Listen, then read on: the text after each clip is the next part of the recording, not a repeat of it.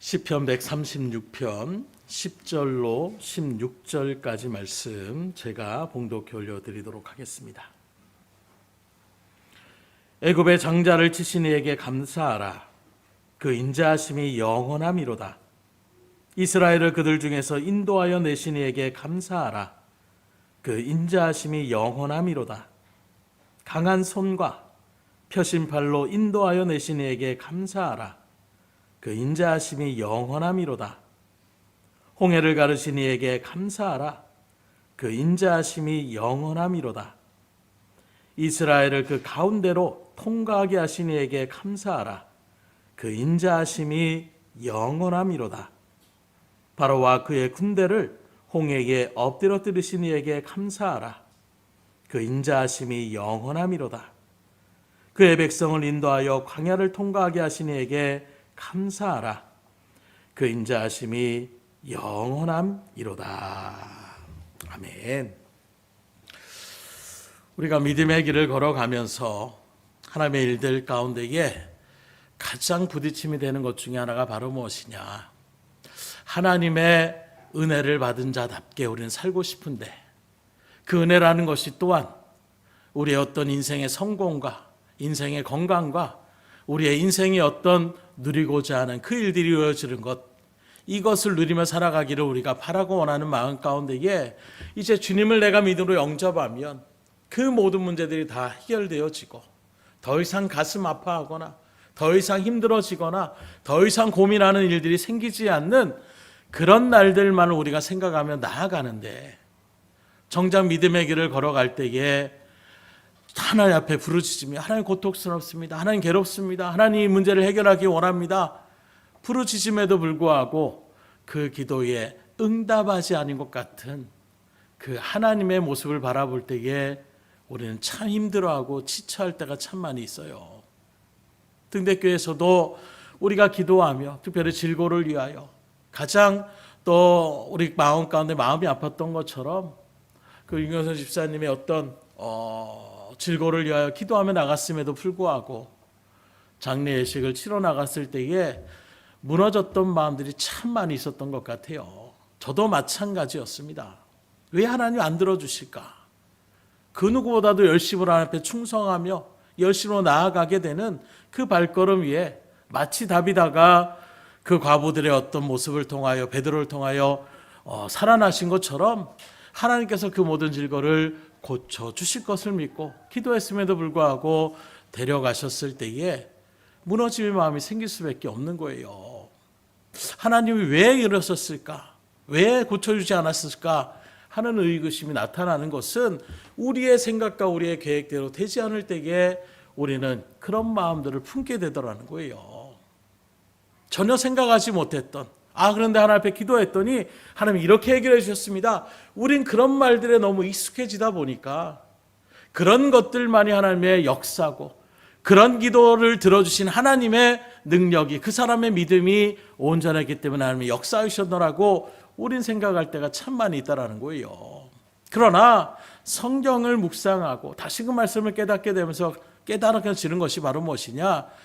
우리는 인생의 성공을 바라보며 나가는 삶이 아니라 가치 있는 삶을 살아가기를 하나님이 바라고 원하시더라는 거예요.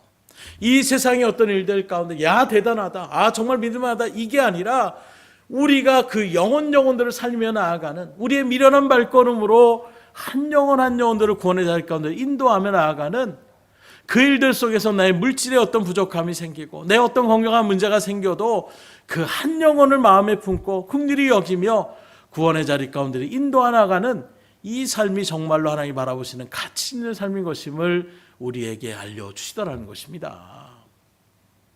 오늘 우리가 읽은 본문 시편 136편의 말씀은 서사시라고 얘기할 수가 있어요. 무슨 말이냐면 이스라엘 어떤 구원의 역사에 대한 부분들을 역사적으로 쭉 그렇게 기록하면서 하나님 앞에 감사의 그런 시가 바로 136편의 시편인데, 쉽게 말해서 애굽에서 구원하여 가나안에 이르기까지 베푸신 그 하나님의 모든 은혜, 그 하나님 앞에 감사하고 그 인자하심이 영원함을 마음 가운데 새기며 그 하나님이 지금도 우리와 함께 하심을 믿음으로 다시금 새기며 나가는 시편이 바로 136편의 시편이라고 얘기할 수가 있는데, 이 136편의 시편에 크게 네 가지의 하나님의 그 은혜의 언약에 대한 부분들을 우리에게 보여주고 있는데, 그 은혜를 살펴보면 첫 번째는 바로 무엇이냐?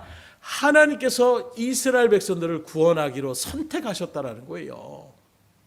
이 선택에 대한 부분들도 우리가 늘 말씀드린 것처럼 이스라엘 백성들이 뭔가 특출난 타민족들에 비해서 뭔가 대단한 능력이 있고 손재주가 있고 어떤 용맹함이 있고 지혜가 넘쳐서, 그래서 수많은 그 민족들 가운데 이스라엘 백성들을 선택한 것이 아니라, 왜 그런지 모르겠지만 하나님께서 그들을 사랑하시고 구원하시고자 하는 하나님의 은혜로 그들을 선택하셨노라고 성경 우리에게 말씀하고 있는 것입니다.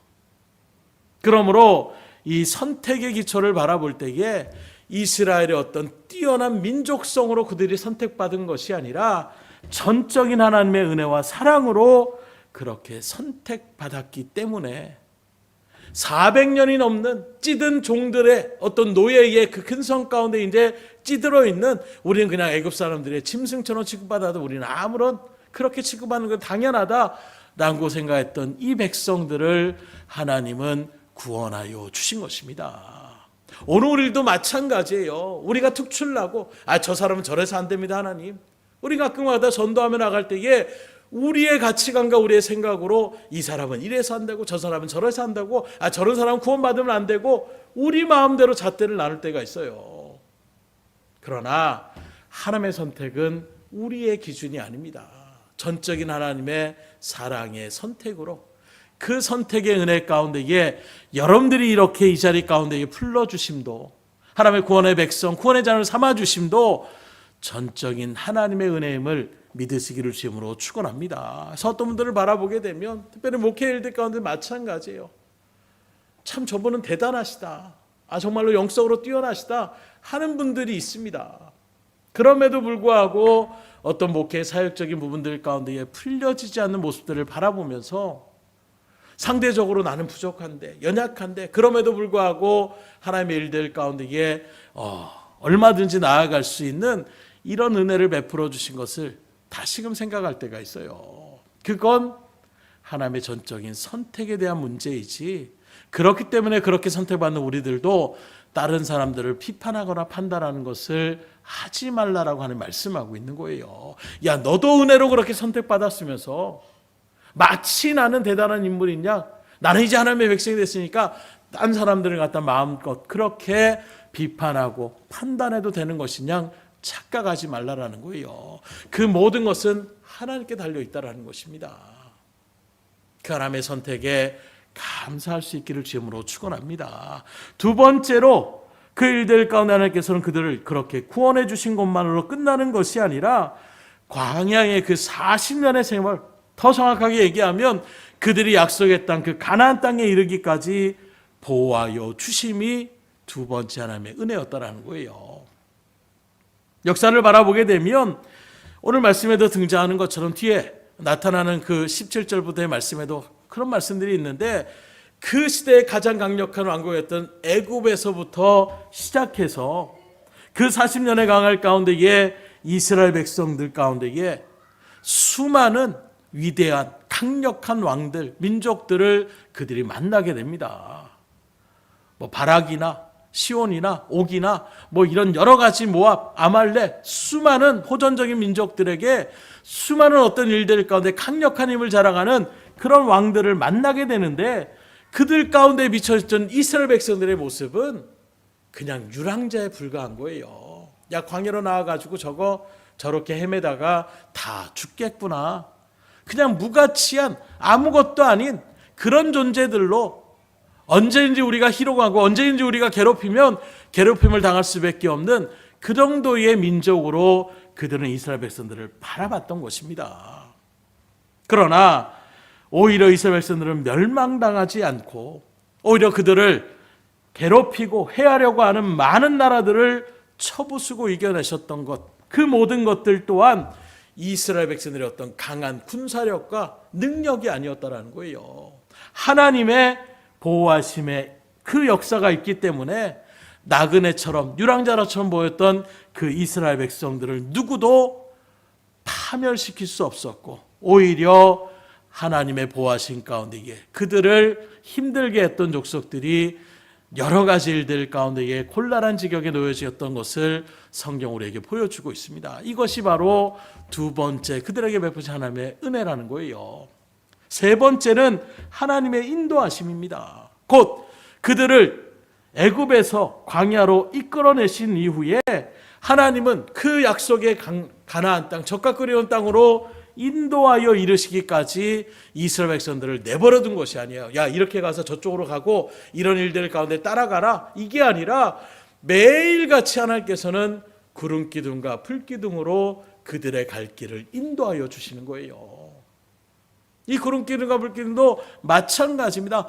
덩그러니 떨어진 광야에 그 낮에는 강렬한 태양빛과 밤에는 상대적으로 그 강렬한 추위 가운데서 그 어떤 기온의 격차 가운데서 살아가기가 힘든 지역이 광야인데, 낮에는 구름 기둥으로 그들에게 그늘을 만들어 주시고 밤에는 또한 불 기둥으로 그들의 추위를 물러가게 하여 주시는, 이 정도의 모습으로 끝나는 것이 아니라 그 구름 기둥과 불 기둥이 먼저 나아가면 이스라엘 백성들이 따라가는 거예요. 이것이 광야의 이스라엘 백성들의 행군이었습니다.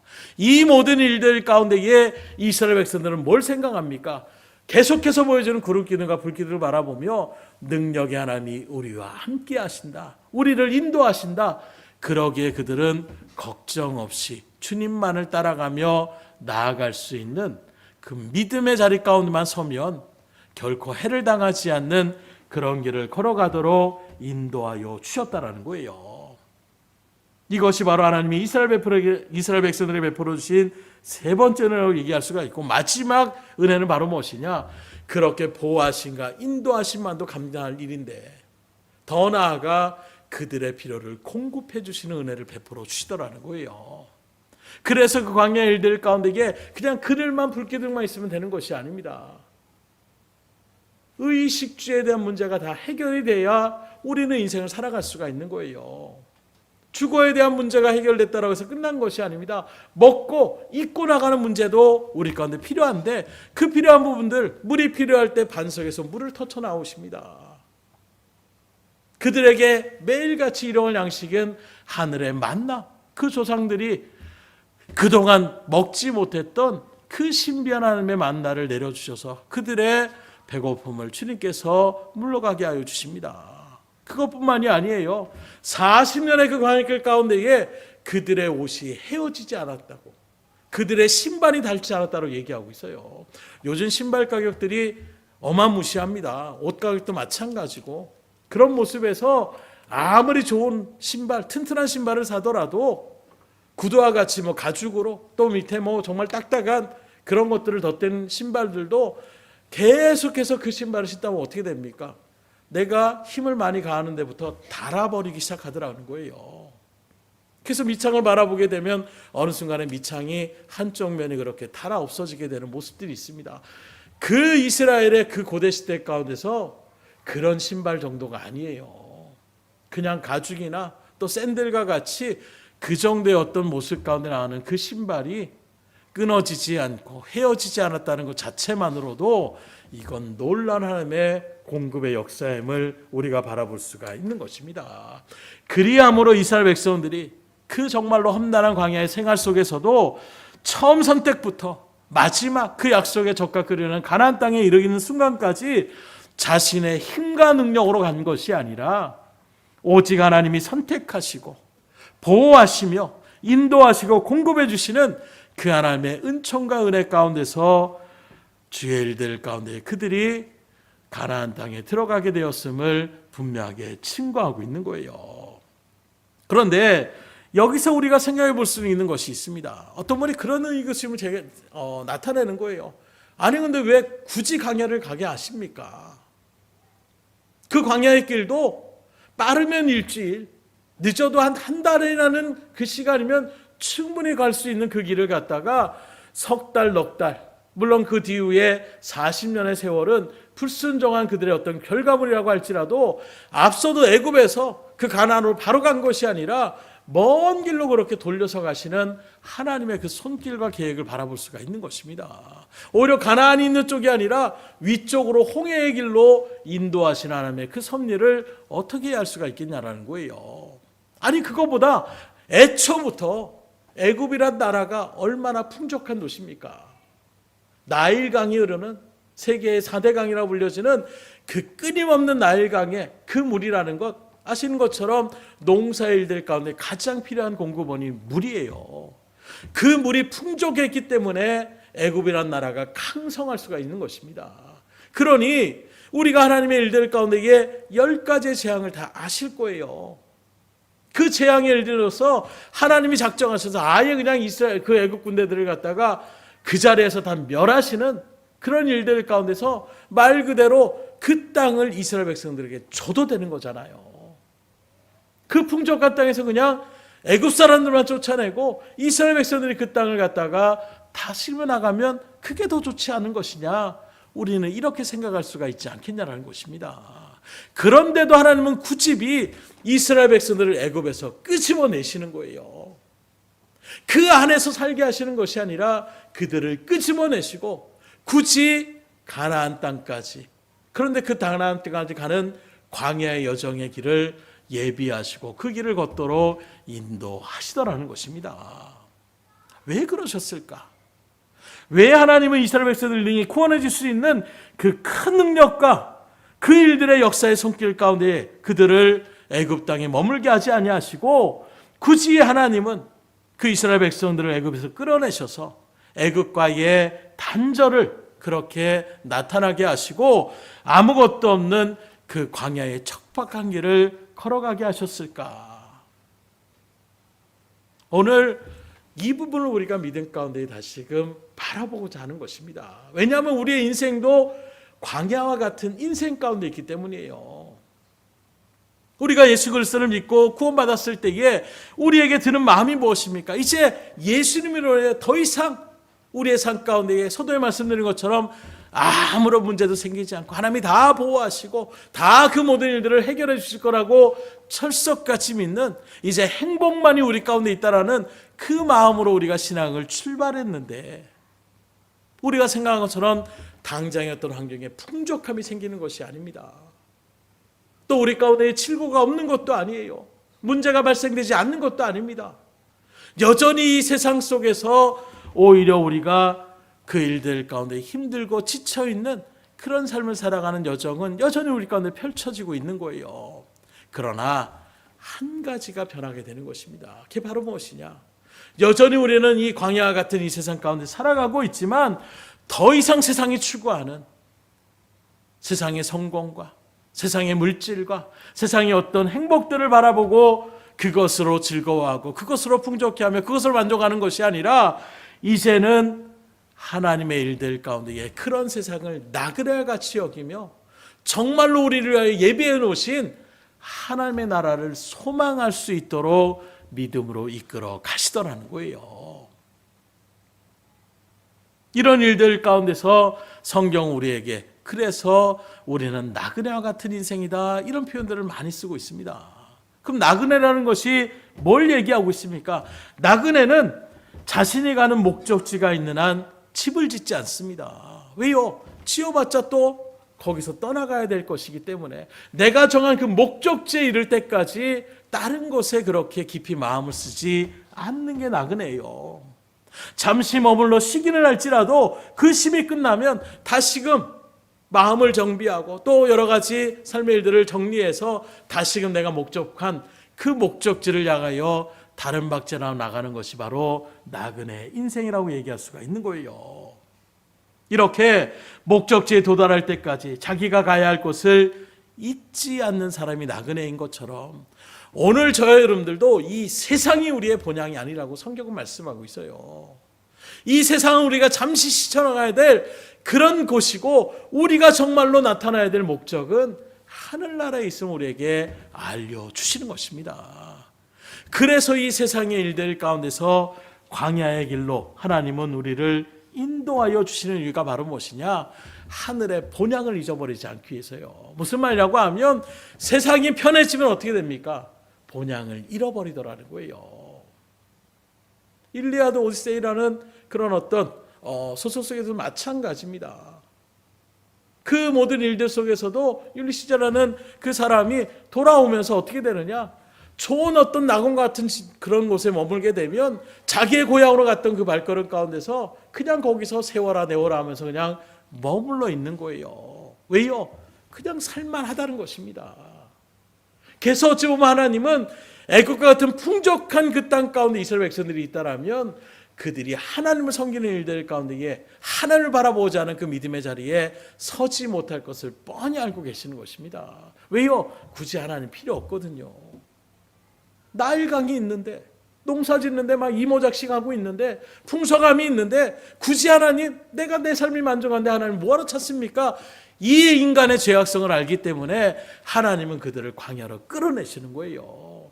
오늘 우리의 인생 가운데서도 고난이 오고 역경이 오는 이유가 바로 그것입니다. 평탄한 삶 가운데 성공의 삶, 우리가 소위 말하는 행복한 삶을 살아가면 우리가 더 하나님께 충실하고 더 하나님께 감사하며 살아갈 것처럼 우리는 생각하지만 시적인 일들 가운데 바라보더라도 그러한 인생을 살아가시는 분들이 적어요.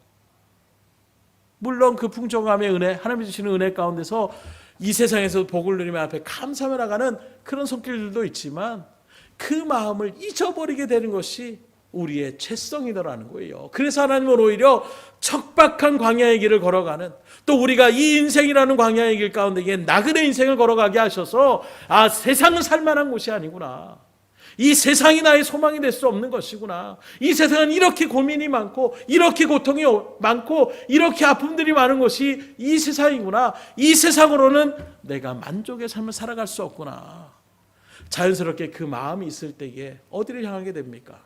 하늘의 소망을 품게 되는 거예요. 그래서 복음은 어느 곳에서 더 빛을 발하느냐, 평탄한 삶 가운데 있는 그런 지역에는 복음이 안 들어가요. 잘 받아들이지 않습니다. 왜요? 굳이 하나님이라는 신적인 존재를 찾을 필요가 없어요. 힘들고 어렵고 정말로 악이 맞춰있는 그런 사람들 가운데서 오히려 복음이 더 확신 있게 들어가는 이유는 무엇이냐? 나의 힘으로 이 세상에 소망을 두지 않는 그 마음 가운데에 하늘의 소망이라는 것이 얼마나 그들 가운데 큰 소망이 될 수가 있겠습니까? 오늘도 그 하나님이 주신 소망을 잃어버리며 나가고 있는 것은 아닌지, 한국교회가 왜 점점 이렇게 쇠퇴해가고 있습니까? 삶은 힘들다라고 얘기하고 있지만 실제로 제 삶을 살아보더라도 이전보다는 지금의 삶이 훨씬 어렵다 하더라도 이전에 10년, 20년 전의 삶과는 비교가 되지 못해요. 삶의 질은 높아졌는데 높아진 만큼 우리의 마음 가운데 이제 더 이상 신적인 하나님의 존재를 찾고자 하는 마음들이 점점 떨어지더라는 거예요. 그래서 하나님은 광야의 자리를 지나가게 하시는 것입니다. 애굽에서 바로 젓가 끓여오는 땅으로 딱 들어가면 아이고 살만하다, 금방 타락해버리는 그런 고생 끝에 또 1세대들이 다 끝나고 2세대가 들어가도 얼마 가지 않아서 또 그 세상의 물결, 그 죄악의 물결에 금방 휩쓸어 들어가는 이스라엘 백성들의 모습을 바라본다라면 우리가 늘 이 죄악에 대한 부분들을 경계하지 않고 살아간다면 어느 순간 우리도 충분히 물들 수 있는, 그래서 이 세상의 어떤 문화의 일들을 교회의 성도들이 빛의 어떤 역할을 통해서, 그건 아닙니다. 환한 빛을 비춰줘야 되는데 오히려 교회가 수긍해 나가는 그런 부분들이 얼마나 많이 있는지 몰라요. 그래, 세상에서 다 그렇게 하니까 굳이 교회에서 또 그렇게 마치 사랑으로 품은 것처럼 얘기하고 있지만 정작 하나님의 뜻을 생각하지 않고 인간의 청으로 나아가게 되는 이런 일들의 모습이 마치 신앙인으로 착각하며 나가는 발걸음들이 있다는 것입니다.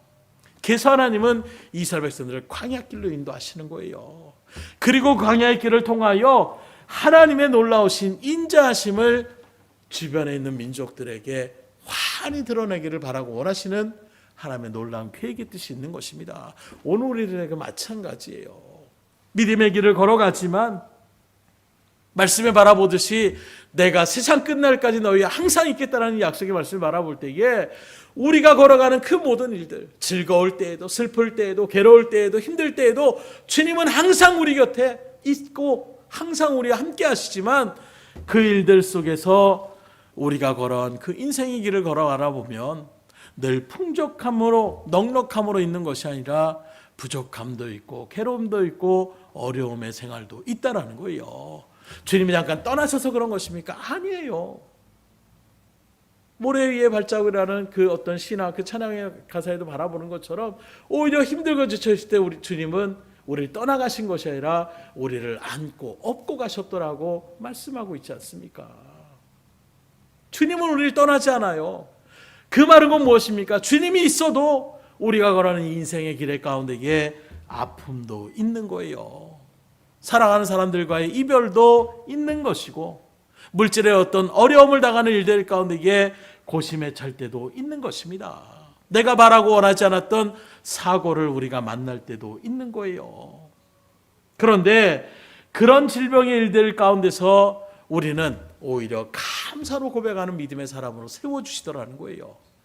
오히려 칠고를 통하여 나란 존재가 이렇게 한없이 연약한 존재이구나. 하나님이 붙잡아 주시지 않으면 언제든지 무너질 수 있는 것이 나의 이 건강이라는 부분이구나. 그 모습을 깨닫게 하여 주시는 것입니다. 물질의 어떤 어려움을 당해서 물질만 있으면 모든 것이 다 평탄할 줄 알았는데 그 물질적인 일들로 모든 것이 오히려 해결받기보다는 그 물질 때문에 오히려 더 고통을 당할 수도 있고 괴로움을 당할 수 있다는 것. 그래서 내가 의지할 것은 이 세상의 물질이 아니라 하나님을 우리가 의지하며 나아가야 되는 것이구나. 이걸 다시금 우리가 분명하게 깨달을 수가 있게 되는 거예요. 그런 깨달음을 통하여 이제 보다 확신 있게 우리는 얘기하는 것입니다. 물질로 어려움 당하는 사람들한테 담대하게 아이고 어려운 가운데 뭘 복음을 전합니까? 왜 그런 하나님이 있습니까? 아니 그 일들을 통하여 하나님이 더욱더 우리와 함께 하시고 살아계시고 역사하심을 체험케 하시고 알게 하여 주시게 하여 하나님이 그 일들을 인도하여 주셨다는 것을 우리에게 증거하고 있다는 거예요. 그래서 오늘 말씀에도 바라보십시오. 그 광야의 길을 통하여 계속해서 반복적으로 얘기하는 것이 무엇입니까? 하나님을 알아가라고 말씀하고 있는 거예요. 그저 세상의 우상 숭배와 같은 세상에 어떤 복을 주는 그 정도의 신적인 존재가 아니라 그런 우상 같은 존재가 아니라 하나님은 어떤 분이시냐? 그 하나님의 인자하심이 있다라는 거예요. 우리를 늘 기다려주시고 품어주시고 붙잡아주시는 정말로 주님의 뜻대로 걸어가는 일들 속에서 우리와 함께 하시지만 때로는 우리가 악에 받쳐서 하나님의 일들 가운데에 온전히 서지 못하고 오히려 그 부분을 통하여 하나님 앞에서 어떻게 합니까? 일부러 우리가 불순종하며 나갈 때도 있어요. 말씀을 알면서도 나 정말 하나님 너무 지긋지긋합니다. 너무 괴롭습니다. 하는 마음 가운데 삐뚤어지는 그런 심령으로 하나님의 뜻을 알면서도 그 뜻대로 안 나갈 때도 있더라는 것입니다. 그런 일들 가운데서 그럼에도 불구하고 하나님은 우리들을 기다려주시더라는 거예요. 그래서 광야의 길을 걸어가면서 하나님은 내가 사는 것이 나에게 힘으로 사는 것이 아니라 오직 하나님의 은혜임을 그 하나님의 역사의 손길임을 그 능력의 손길임을 그 하나님의 인자하심이 있기에 우리가 여전히 하나님의 자녀로서 살아갈 수 있음을 다시금 깨닫게 하여 주시는 거예요. 그래서 말씀드린 것처럼 우리는 좋은 것을 통해서 우리가 기도했을 때 질병에 고쳐주세요. 고침을 통해서 하나님 살아계십니다. 이런 것들만은 우리가 하나님의 영광의 일들 가운데 증언하기는 원하지만 오히려 우리의 제약된 심령이 너무나도 완고하고 고집스럽기 때문에 하나님은 때때로 나쁜 것처럼 보여지는 그런 상황과 그런 일들을 통하여 우리의 심령을 깨쳐버리는 거예요. 그 고집을 버리도록 만들어버리는 것입니다. 그리고 철저하게 하나님을 인정하며 나갈 수 있는 믿음의 자리 가운데 세워주시는 거예요.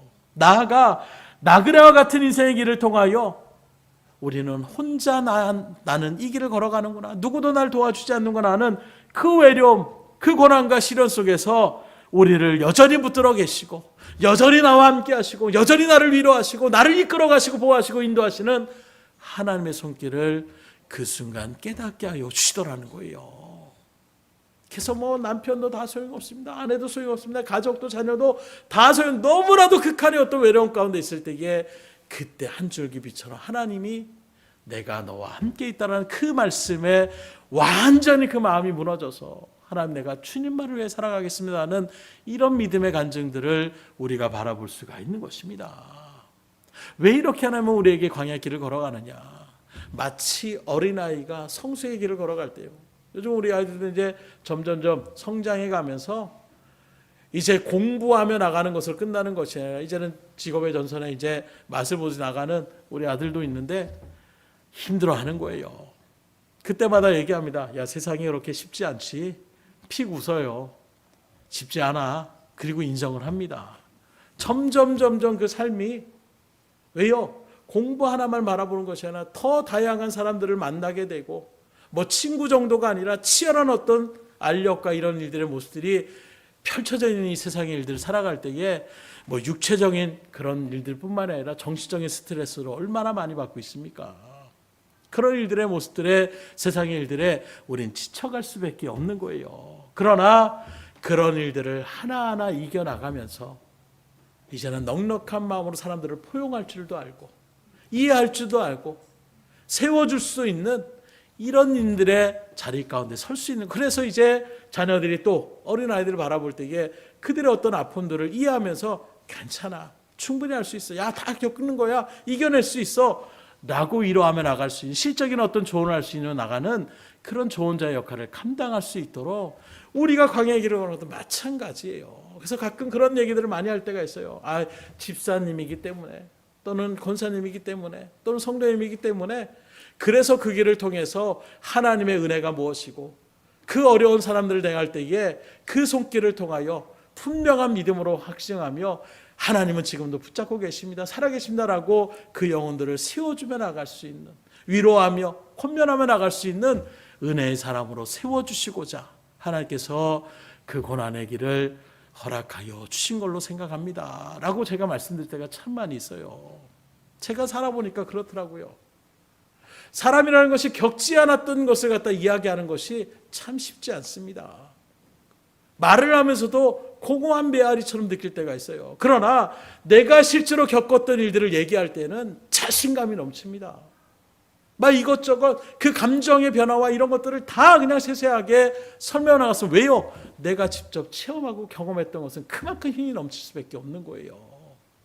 마치 광야의 길을 통하여 우리에게 그런 것들을 깨닫게 해주시는 거예요. 그냥 하늘나라에 계신 하나님, 우리를 지켜주시는 하나님, 이 정도의 하나님인 줄 알았는데 고난의 역경의 그 터널의 길을 통하여 지금도 하나님이 지금 나와 함께 하시는구나, 하나님 나를 떠나지 않으셨구나, 하나님이 이렇게 사람을 만나게도 해주시고 그 철저한 하나님의 섭리의 계획 가운데에 그 어려움의 고통도 한순간에 하나님께서 이렇게 이끌어 가실 수 있는 것이구나, 이런 것들을 체험케 하여 주시는 거예요. 그러니 여러분들이 고난과 역경의 자리 가운데 있다라고 해서 거기에 주저앉지 마시고 오히려 여전히 우리 가운데 함께 하시는 그 능력의 하나님을 바라보며 믿음으로 일어설 수 있기를 주님으로 축원합니다. 그래서 바로에게 쫓기며 나아가는 그 홍해 앞에 선 이스라엘 백성들을 바라보십시오. 그들이 뭘 할 수 있겠습니까? 이젠 꼼짝없이 죽었다라고 벌벌벌 떨었던 것이 그들의 모습이에요. 그런 그들에게 하나님 뭐라고 합니까? 잠잠하라. 너희들이 할 필요 없다라는 거예요. 그냥 보고 하나님께 영광을 돌리는 그 일들 가운데 서라는, 그리고 하나님이 홍해를 갈라주시지 않습니까? 오늘 우리에게도 우리가 막 동동동동 거릴 때가 있어요. 이렇게 해야 되는데 막 그러면서 오히려 더 자충우돌하고 더 일이 커지고 확대되어지는, 때로 그럴 때는 하나님 앞에 잠잠하게 하나님의 뜻을 온전하게 바라볼 수 있는 믿음을 달라라고 우리가 마음을 추스리며 나아갈 때에 그때 하나님의 놀라운 역사를 체험할 수가 있는 거예요. 또 그 일들 가운데 있었던 이스라엘 백성들, 그 광야의 불순종 가운데에 불뱀에 말려서 사람들이 막 죽어갈 때에도 어떻게 합니까? 그들이 한 것들이 무엇이면 뭐 치료를 하고 약초를 구하고 이게 아닙니다. 높은 장대에 걸려있는 구리뱀을 보기만 하면 나음을 입을 수 있다라고 말씀하고 있어요. 그것만 보면 되는 것입니다. 순종하면 되는 거예요. 무슨 말도 안 되는 소리야. 지금 불뱀에 물렸는데 약을 구하고 약을 먹어서 독약을 빼고 이렇게 해서 나아야 되는 것이지, 무슨 저 구리뱀을 바라본다고 날 수 있어. 마음을 다쳐버리고 보지 않은 영혼들은 불뱀에 말려서 죽을 수밖에 없는 거예요. 오늘도 마찬가지입니다. 그 구리뱀을 바라보며 그들이 다시금 남을 입은 것처럼 오늘 일도 고통과 고난의 일들 가운데 예수님의 십자가의 은혜를 바라보셔야 된다는 거예요. 아이고 예수님 밥 먹여주냐? 그 십자가가 뭘 우리 가운데 이게? 그게 아니라 그 주님을 의지하는 우리의 죄를 대속해 주시고 우리의 질고를 짊어주시는 하나님의 그 십자가를 믿음으로 온전하게 의지하며 나아갈 때에 우리의 문제가 해결되고 그 이전에 우리의 마음의 심령을 주님께서 바꾸어 주셔서 오히려 고난 가운데서 우리가 감사의 찬양을 올리며 나갈 수 있는 믿음의 사람으로 세워주시는 것, 이게 바로 하나님이 주시는 큰 은혜임을 믿으시길 주임으로 축원합니다. 그래서 참 감사한 것은 어려운 가운데서도 오히려 갑자기 불의 어떤 사고를 당하는 그 순간에서도 하나님 앞에 더 믿음으로 기도할 수 있어서 감사합니다. 말씀을 읽어나갈 수 있어서 감사합니다. 오히려 그렇게 고백하며 나가는 그 발걸음 하나님이 얼마나 기뻐하시겠습니까? 그러나 그 삶의 모습이 계속해서 우리 가운데 있으면 얼마나 좋겠어요. 우리가 이 세상을 살아가는 한 고난과 역경은 얼마든지 우리 가운데에 덮칠 수가 있습니다. 그러나 우리가 두려워하지 않을 것은 그 능력의 하나님이 우리를 보호하여 주시고 우리를 선택해 주신 하나님이 우리를 인도하여 주시고 반드시 그 적과 끓이는 가나안 땅, 그 영원한 하늘나라 가운데에 인도하여 주실 것이라는 이 믿음의 확증을 붙잡고 그 인자하심의 하나님을 바라보며 감사하며 나갈 수 있기를 주님으로 축복합니다. 말씀을 드립니다. 우리는 하나님의 사랑을 입은 하나님의 강권적인 선택 가운데 부름받은 하나님의 사람들이에요. 그냥 일반 사람들이 아닙니다. 멸망으로 없어질 존재들이 아니라 영원한 하나님의 자녀의 은혜의 권세 가운데에 하나님의 잔치자리에 들어갈 수 있는 그런 사람으로 부름받은 것이 저와 여러분들임을 우리가 분명히 믿음으로 아시고 하나님 앞에 감사할 수 있기를 주님으로 축원합니다. 그 감사가 우리 가운데 떨어지면 안 되는 거예요. 나아가서 우리가 이 광야 같은 인생길 수많은 고난과 역경이 있고 물이 없을 때가 있고 먹을 것이 없을 때가 있고 우리가 바라는 일들이 이루어지지 않는 이런 일들의 일들 가운데서도 우리가 나그네와 같은 마음으로 감사할 수 있어야 되는 거예요. 왜냐하면 우리의 목적지는 여기가 아니기에 우리의 정착지는 여기가 아니기에 하나님의 일들 가운데에 일생을 살아가는 일들 동안 우리에게 좋은 것을 주시는 하나님, 또 때로는 우리에게 나쁜 것들을 우리 가운데 펼쳐주시는 그 손길 속에서도 재앙이 아니라 하나님이 우리에게 주시는 것은 평안이라고 말씀하신 것처럼 오히려 그 고난을 통하여 우리를 더욱더 믿음으로 성숙하게 해주시는 그 성숙은 다른 것이 아니에요. 하나님을 보다 더 정확하게 알아가는 것입니다. 지금도 하나님은 우리와 함께 하시고 그 하나님이 이렇게 세밀하시고 절대로 우리를 버리지 아니하시며 끝까지 우리를 책임져 주시고 이끌어 주시고 보호하시고 인도하시는 하나님이구나. 이걸 믿음으로 확증하는 일들 가운데 서서 정말로 어떠한 상황 가운데서 주님을 원망하지 않고 오히려 욥처럼 주시니도 여호와시고 거두시니도 여호와시니 여호와의 이름을 찬송을 받을지어다 고백했던 욥과 같이 여러분들의 신앙의 길이 항상 감사의 찬양이 넘칠 수 있는 은혜가 있기를 주님으로 축원합니다. 그렇게 하나님 앞에 감사하며 나갈 때에 반드시 하나님께서 복을 주실 거예요. 그 복이 눈에 보여지는 어떤 문제 해결이 아닐지라도 나의 심령과 나의 관점을 바꿔주시면 더 이상 문제가 되지 않는 그것이 더, 그래서 세상에도 그러잖아요. 물고기를 잡아주는 것이 최선이 아니라 물고기를 잡는 법을 알려주는 것이 이게 정말로 바른 가르침이라고 얘기하는 것처럼 상황만 바꿔주는 것, 이건 1차원적인 거예요. 내가 보여주는 그 문제가 해결되는 1차원적인 것입니다. 이제는 그 문제도 바라보지 않는 넉넉한 믿음의 소유자로 세워주시는 것, 이게 우리를 향한 하나님의 기쁘신 뜻인 것을 생각하시고 지금 어려운 일이 있습니까? 힘든 일이 있습니까? 괴로움이 있습니까? 그 모든 괴로움 또한 하나님의 은혜의 사람으로 세워주시고자 하는 주님의 은혜의 손길을 바라보며 믿음으로 온전하게 설 수 있고 더욱더 주님을 확증하며 주님 앞에 영광 들으며 나갈 수 있는 믿음의 사람이 되게 하여 주시옵소서. 주님을 신뢰하는 가운데에 주님을 의뢰하며 주님의 역사하심을 체험하며 나가시는 저분들의 발걸음이 될 수 있기를 주님으로 축복합니다. 기도하겠습니다.